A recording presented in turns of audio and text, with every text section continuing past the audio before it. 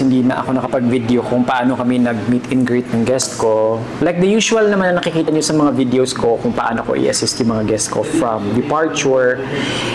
The reason why hindi ako nakapag-video, it's because unang-una ako lang mag-isa, walang mag-video sa akin. Pangalawa, nahihiya ako kasi may mga guest kasi na sensitive na ayaw nila magpa-video. Di ba, Lani? Yes. Na they want privacy and we do respect that. While nagkakape kami ni Lani dito sa Dunkin Donuts, nagto-total kami about transfer na rate namin dito, kasi ako yung rate ko sa transfer is 1,500 per person. Round trip na yon. Kaya siya 1,500, it's because private na yung lahat.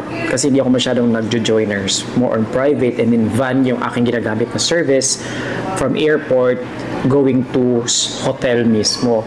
So tinotal ko ngayon ko lang napagtanto na wala pala akong kinikita sa 1,500 per person.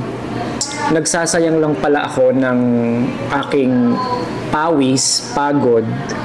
Tapos, nagbabayad pa ako ng mag-a-assist sa akin if ever na hindi ako available para mag-ano. So, medyo na problema ako kasi parang wala pala akong kinikita sa airport transfer na 1,500 per person. Marami dito sa Boracay Island na mga nag-o-offer ng 1,000 per person na airport transfer. May 900 pa nga, may 800, may 850. Ako nga na 1,500, wala akong kinikita. How much more pa kaya? Saan sila kumukuha ng... Anong tawag dito? Saan sila kumukuha ng abono?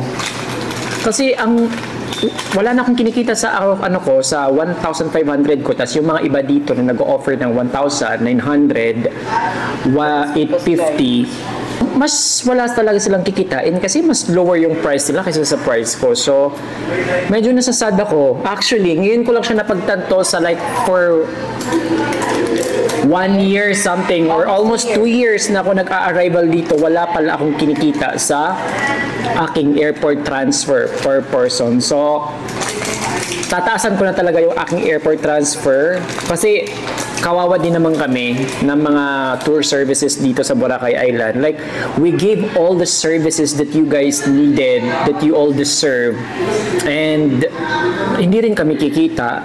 And ang pinag-uusapan natin dito is businesses. So, alam ka naman magsasayang kami ng time, effort, money, pagod, pawis, tas wala pala kaming kikitain, di ba?